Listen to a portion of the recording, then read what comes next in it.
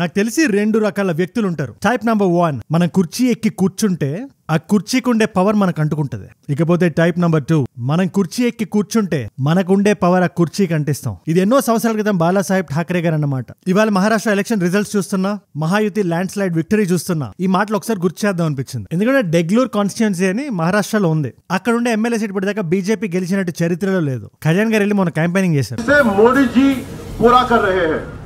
And you know what? It won. అందుకేనేమో ఆయన modern day king maker అంటున్నారు. నేను కళ్యాణ్ గారిని పాలసీల పరంగా విమర్శించాల్సి వస్తే నేను ఎప్పుడు వెనకాడలేదు, మీకు కూడా తెలుసది. But where credit is due, మనం అది ఇవ్వాలి. ఆ రీజన్ కాకుండా మన మహారాష్ట్రలో బీజేపీ క్యాంపెయిన్ కి వెళ్తూ పూణే, షోలాపూర్, లాతూర్ ఇలాంటి వేరియస్ కాన్స్టిట్యుయెన్సీస్ కూడా విజిట్ చేశారు. నేను ఈ వీడియో షూట్ చేస్తున్న టైం ఫైనల్ రిజల్ట్ రాలేదు, కానీ మహారాష్ట్రలో మహాయుతి పార్టీది ల్యాండ్ స్లైడ్ విక్టరీ అని తెలుస్తుంది మనం. ఎందుకంటే నేను ప్రస్తుతం షూట్ చేస్తున్న టైంకి 224 మహాయుతి అయితే, మహావికాస్ అఘాడి 51, మిగతా పార్టీలన్నీ కలిపి 10 ఆ రేంజ్ లో ఉంది. సో మనందరికీ అర్థమవుతుంది ఏంటంటే ఇట్స్ ల్యాండ్ స్లైడ్ విక్టరీ. ఈ వీడియోలో మనం ఏం చేద్దాం అంటే కళ్యాణ్ గారి క్యాంపెయినింగ్ తో సహా మహారాష్ట్రలో బీజేపీ కోalition గెలవడానికి కారణాలు ఏంటి, దానికన్నా ముఖ్యంగా ఉద్ధవ్ ఠాకరే గారి పార్టీ ఓడిపోవడానికి, మహావికాస్ అఘాడి ఘోరంగా ఓడిపోవడానికి what are the main reasons, ఒక సింపుల్ లాంగ్వేజ్ లో అందరికీ అర్థమయ్యే విధంగా 10 నిమిషాల్లో మీ ముందు పెట్టేస్తా. స్ట్రేట్ ఫాస్ట్ గా కరెంట్ అఫైర్ టాపిక్స్ మీ దాకా రావడం నా పూచి. మరి నేను వీడియో పెట్టగానే మీకు ఇమ్మీడియట్ గా తెలుస్తుందా?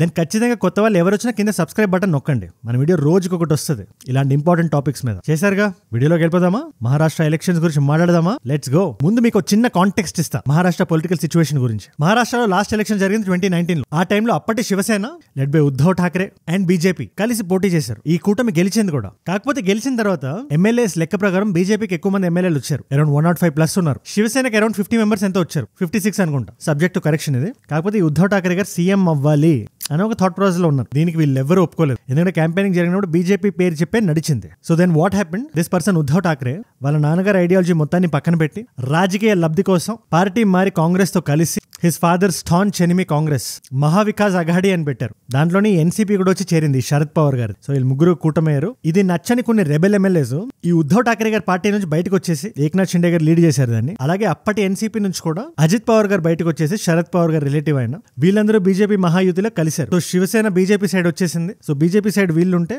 కాంగ్రెస్ సైడ్ వీళ్ళు ఉన్నారు. మీ క్లియర్ అండర్స్టాండింగ్ కోసం ఈ వీడియో మీద టాపిక్ కూడా చేశాను నేను. ఐ థింక్ ఒక 2 వీక్స్ అయినట్టుంది. మహారాష్ట్ర ఎలక్షన్స్ వస్తున్నాయని ఇదంతా నీట్ గా ఎక్స్ప్లెయిన్ చేశాను. ఆ పర్టికులర్ థంబ్నెయిల్ మీద ఆ టైంకి ఇంకా కళ్యాణ్ గారు ఇంకా క్యాంపెయినింగ్ వెళ్ళలేదు. ఒక చిన్న థాట్ తో రెస్పాన్సిబుల్ గా థంబ్నెయిల్ పెట్టా, బీజేపీస్ గేమ్ ప్లాన్ కళ్యాణ్ గారు అని. ఆయన్ని వాడబోతున్నారని. కళ్యాణ్ గారికి మహారాష్ట్ర ఎలక్షన్స్ కి ఏం సంబంధం, ఎందుకు వాడారన్నారు. But result is in front of you. Again coming back to the point, situation అలా ఉంది. సో ఇప్పుడు ఈ మహాయుతి మహావికాస్ అఘాడీలో మహాయుతికి ల్యాండ్ స్లైడ్ విక్టరీ వచ్చింది. బీజేపీకి సంబంధించిన దేవ్నాథ్ ఫడ్నవీస్ గారికి, ఏక్నాథ్ షిండే గారికి, అజిత్ పవార్ గారికి వెరీ వెరీ గుడ్ న్యూస్. కాకపోతే సీఎం ఫేస్ లేకుండా ఎలక్షన్స్ జరిగాయి కాబట్టి బీజేపీ కొన్ని స్టార్ క్యాంపెయినర్స్ ని రంగంలోకి దింపింది. అందులో భాగంగా వచ్చిందే కళ్యాణ్ గారు. ఈ ఎలక్షన్ రిజల్ట్స్ లో కొన్ని కీ టేక్అవేస్ ఉన్నాయి, జాగ్రత్తగా వినండి. విదర్భ రీజియన్ అని, అది మహారాష్ట్రలో ఒక పార్ట్. అది చాలా ఎక్కువ కాన్స్టిట్యుయెన్సీస్ ఉన్నాయి, 60కి పైగా కాన్స్టిట్యుయెన్సీస్ ఉన్నాయి. చాలా స్ట్రాంగ్ రీజన్ అది గవర్నమెంట్ ఫార్మ్ చేయడానికి. ఇది కాంగ్రెస్ స్పెషాలిటీ అంటారు, కాంగ్రెస్ స్ట్రాంగ్ హోల్డ్ అంటారు. ఇలాంటి ప్లేస్ లో కూడా బీజేపీ లీడింగ్ లో ఉంది నేను ఈ వీడియో చేస్తుండగా. అండ్ ఆల్సో గ్రౌండ్ లెవెల్లో జనాలకు నమ్మకం కుదిరింది బీజేపీ మీద. ఫస్ట్ థింగ్ అదానిని ధారావి బయటికి తీసుకొచ్చారు. దీని మీద సెపరేట్ వీడియో చేయాలి ఈ ఎంటైర్ ఇష్యూ మీద, అది ఇంట్లో ఫిట్ అవ్వదు.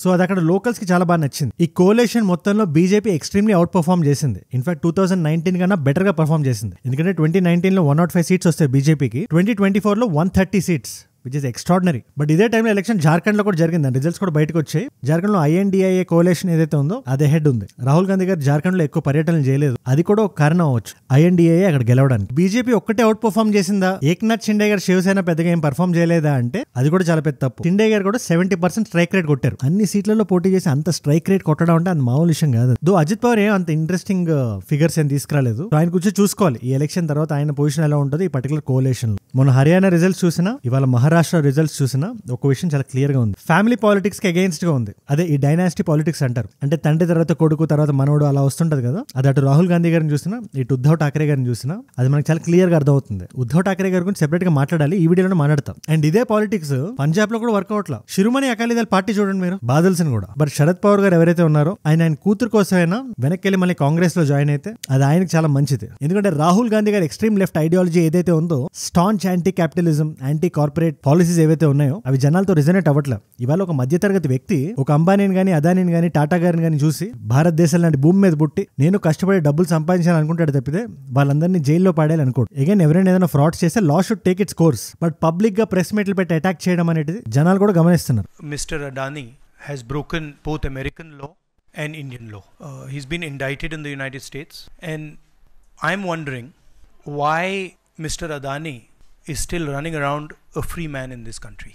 ఇది కూడా పబ్లిక్ మ్యాండేట్ లో యాడ్ అయింది. ఇదంతా కాకుండా మొన్న సెంట్రల్ ఎలక్షన్స్ లో అప్ కీ బార్ 400 బార్ అని బీజేపీ అన్నా కూడా బీజేపీ పాలసీల పరంగా చేసిన కొన్ని మిస్టేక్స్ వల్ల ఆ నంబర్ రీచ్ అవ్వలేదు. 240 దగ్గర ఆగిపోయింది. అంటే ప్రజల తీర్పు ఎప్పుడు మెరిట్ బేస్డే ఉంటుంది, అది అర్థం చేసుకోవాలి. ఊరికనే కాన్స్టిట్యూషన్ కాపీ అవుట్ పట్టుకొని తిరిగితే కుదరదు. మనం పర్ఫార్మ్ చేస్తే జనాలు రిజల్ట్ చూస్తే దాన్ని బట్టే రిజల్ట్ ఇస్తారు. For example Jharkhand extreme Hindutva politics చేశారు, అక్కడ బీభత్సంగా వెళ్ళిపోయారు, ఎక్స్ట్రీమ్ రైట్ వెళ్ళిపోయారు. దీనివల్ల ఏమైందంటే న్యూట్రల్ గా ఎవరైతే ఉంటారో వాళ్ళకు చిన్న ఎవర్జన్ లో వచ్చింది, అలా వచ్చి ఉండకూడదు. But merit played a key role అక్కడ. సో గెలిచిన దగ్గర మెరిట్ అని, ఓడిపోయిన దగ్గర హిందుత్వం అంటే కుదరదు. అది ఏ పార్టీ అయినా మీరు అలా చేస్తే మీకే లాస్ అవుతుంది. ఫర్ ఎగ్జాంపుల్ సింపుల్ గా చెప్తా, ఎక్కడైతే బీజేపీ కాంగ్రెస్ డైరెక్ట్ గా పోటీ పడుతున్నాయో కాంగ్రెస్ ఉండడం వల్ల బీజేపీకి బెనిఫిట్ అవుతుంది. డైరెక్ట్ గా బీజేపీ ల్యాండ్ స్లైడ్ గెలిచేస్తుంది. మీరు రీసెంట్ గా గమనించండి, బీజేపీ ఎక్కడైతే ఓడిపోయిందో అది వెస్ట్ బెంగాల్ అయి ఉండొచ్చు, బై ఎలక్షన్స్ లో మమతా బెనర్జీ గారి దగ్గర, లేదా జార్ఖండ్ అయి ఉండొచ్చు. లోకల్ పార్టీస్ చేతిలోనే ఓడిపోయింది తప్పితే డైరెక్ట్ కాంగ్రెస్ తో కాంపిటీషన్ లేదు. ఇది మీరు గమనించాలి. అండ్ కాంగ్రెస్ కూడా తన సత్తా అది చాటుతూనే ఉంది మెరిట్ బేస్ లో. For example recent by elections లో హెచ్డి కుమారస్వామి గారు అబ్బాయి నిఖిల్ కుమారస్వామి అని ఆయన 2 సినిమాలు హీరోగా కూడా చేశారు. ఆయన చెన్నపట్నంలో పోటీ చేస్తే కాంగ్రెస్ కి సంబంధించిన డీకే శివకుమార్ గారు చిత్తుగా ఓడించారు. మెరిటే కదా. ప్రియాంక గాంధీ గారు కూడా వయనాడులో గెలిచారు. సో గాంధీ ఫ్యామిలీ నుంచి 3 ఉన్నారు పార్లమెంట్ లో. సో పవర్ బ్యాలెన్స్ చాలా నీట్ గా ఉంది, డెమోక్రసీకి చాలా మంచిది. అది నేను ఖచ్చితంగా ఒక్క విషయం గురించి మాట్లాడదాం అనుకుంటున్నాను. నిన్న వీడియోలో కూడా ఈ పాయింట్ గురించి చెప్పాను. అది ఎలక్షన్స్ లో చాలా పెద్ద రోల్ ప్లే చేసింది. It's called political myopia. అంటే పొలిటికల్ గా దూరదృష్టి లేకుండా ఇమీడియట్ రిజల్ట్స్ కోసం, అంటే నేను సీఎం కుర్చీ ఎక్కాలి అనే ఆకలి క్రియేట్ చేసిన ఫాగ్ దూరదృష్టిని కమ్మేస్తే, కళ్ళు మూతపడితే జరిగే పరిణామాలు ఇవి. ఎందుకంటే బాలాసాహెబ్ ఠాకరే గారు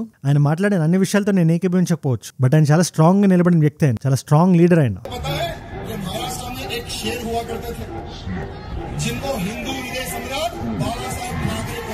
हम क्या मार खाते रहेंगे?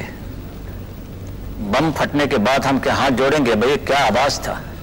ఒక కార్టూనిస్ట్ గా స్టార్ట్ అయ్యారు మాలవిక్ అనే మ్యాగజైన్ లో. జియో పాలిటిక్స్ సంబంధించి, నేషనల్ పాలిటిక్స్ సంబంధించి రాసేవాళ్ళు, కార్టూన్ చేసేవాళ్ళు. ఆయన బ్రదర్ తో కలిపి, శ్రీకాంత్ ఆయన పేరు. ఇప్పుడు ఆయన కొడుకే రాజ్ ఠాకరే గారు, అదే మహారాష్ట్ర నవనిర్మాణ సేన. ఆయన పార్టీ కూడా పెద్ద మార్కేం క్రియేట్ చేయలేదు ఎలక్షన్స్ లో, బట్ ఆయన కూడా ఇది లేకపోవడం వల్ల ఆయన 1966 లో శివసేన పెట్టారు. ఛత్రపతి శివాజీ మహారాజ్, అదే మన శివరాయ్, ఆయన ఆదర్శంగా తీసుకొని మరాఠీల హక్కుల కోసం పెట్టిన పార్టీ అది. ఫస్ట్ ఒక సోషల్ ఆర్గనైజేషన్ లా స్టార్ట్ అయింది. ఫస్ట్ లో 80% జాబ్ రిజర్వేషన్ కావాలని అడిగారు, కానీ తర్వాత అదంత సబబు కాదని ఆయన ఒక అడుగు వెనక్కేసి అదే మహారాష్ట్రలో ఉండే కమ్యూనిస్టులతో పోరాడేవాళ్ళు. ఒకనొక టైంలో ఆయన మీద చాలా ఎలిగేషన్స్ వేసి ఆయన జైల్లో కూడా వేశారు. చాలా మంది మరాఠీలు రోడ్ల మీదకి వచ్చారు. గవర్నమెంట్ చెప్పినా ఆగలేదు. అప్పటి చీఫ్ మినిస్టర్ బసంతరావు నాయక్ బాలాసాహెబ్ ఠాకరే గారిని రిక్వెస్ట్ చేస్తే ఆయన ఒక్క మాట చెప్తే ఆగిపోయారు మొత్తం. అంతలా ఇంపాక్ట్ క్రియేట్ చేశారు మహారాష్ట్రలో. మీకు 2 ఉదాహరణలు చెప్తా ఆయన గురించి. 90s లో కాశ్మీరీ పండిట్ల జెనోసైడ్ తర్వాత ఫస్ట్ గలం విప్పింది ఈయన. ప్రతి మహారాష్ట్ర కాలేజ్ లో 5% రిజర్వేషన్ వాళ్ళకి ఇచ్చి, వాళ్ళ స్టేట్ లో షెల్టర్ ఇచ్చి వాళ్ళు చాలా బాగా చూసుకున్నారు. తర్వాత ఓట్ బ్యాంక్ పాలిటిక్స్ కూడా చేయలేదు, అపీస్మెంట్ కూడా చేయలేదు ఆయన. ఇకపోతే 1980s లో ఇందిరాగాంధీ గారి అసాసినేషన్ తర్వాత సిక్కుల మీద చాలా దారుణమైన దాడులు నడిచాయి. మీరు అక్కడ జనాలు ఒక టైంలో ఒక పాయింట్ అర్థం చేసుకోలేదు, ఖాళిస్తానీలు వేరు, ఇండియన్ సిక్స్ వేరు అని. అలాంటి టైంలో మహారాష్ట్రలో సిక్కుల మీద గొడవలు జరగకుండా ఆపిన వ్యక్తి బాలాసాహెబ్ ఠాకరే గారు. అది అప్పటి సిక్ ప్రెసిడెంట్ కూడా ఎక్నాలెడ్జ్ చేసి ఆయనకి థ్యాంక్స్ చెప్పారు. ఆ టైంలో కాంగ్రెస్ రూలింగ్ లో ఉంది మహారాష్ట్రలో. ఆయనకి నరేంద్ర మోడీ గారు అన్నా చాలా ఇష్టం. ఒకసారి ఎల్కే అద్వానీ గారు అడిగితే మోడీ గారు ఎప్పుడైతే గుజరాత్ వదిలారో అప్పుడే గుజరాత్ పని అయిపోయిందని కూడా చెప్పారు. చాలా స్ట్రాంగ్ గా మాట్లాడతారు. అన్ని విషయాలతో మనం ఏకీభవించలేకపోవచ్చు, బట్ ఒక విషయం మన అందరూ ఒప్పుకోవాల్సింది ఏంటంటే ఆయన చాలా స్ట్రాంగ్ లీడర్. ఆయన ఇదంతా కాకుండా 1993 లో జరిగిన గొడవల మధ్యలో అమర్నాథ్ యాత్రకు వెళ్తున్న హిందువుల మీద దాడి చేస్తామని వార్నింగ్ ఇస్తే, అమర్నాథ్ వెళ్లే ఒక్క హిందూ మీద ఒక్క ఈగ వాలినా కూడా మహారాష్ట్ర నుంచి హజ్కు వెళ్లే షిప్ ఒక్కటి కూడా మహారాష్ట్ర పోర్ట్ వదలదు అని చెప్తే ఆ సంవత్సరం అమర్నాథ్ యాత్ర జరిగింది. ఒక్క హిందూ మీద కూడా దాడి జరగలేదు. ఆయనకు 3 పిల్లలు ఉన్నారు. ఫస్ట్ అబ్బాయి చనిపోయాడు, రెండో అబ్బాయి మీద ఆయనకి అంత ఇంట్రెస్ట్ లేదు, హీస్ అ ట్రాజడీ అని కూడా చెప్పారు. కానీ ఈ 3వ వ్యక్తి ఉద్ధవ్ ఠాకరే మీద ఆయన కొంచెం నమ్మకం అది పెట్టుకున్నాడు. At the same time Raj Thackeray was rising. ఆయన పొలిటికల్ గా చాలా గట్టిగా మాట్లాడగలుగుతాడు. ఈ బాలాసాహెబ్ ఠాకరే గారు వారసత్వం తీసుకున్నాడు పాలిటిక్స్ లో. సో రెగ్యులర్ పీపుల్ ఏమనుకున్నారు, ఆయన తర్వాత ఈయనే వస్తాడు అనుకున్నా కూడా 2004 లో ఆయన భార్యకు ప్రామిస్ చేసి శివసేన నేతల్లో ఓటింగ్ పెట్టి ఉద్ధవ్ ఠాకరేని డిసెండెంట్ గా డిక్లేర్ చేశారు. ఇదే ఇవాల్టి ఉద్ధవ్ ఠాకరే శివసేన పార్టీకి జరిగిన గతికి కారణం. ఈ లెవెల్లో ఆయన ఓడిపోవడానికి కారణం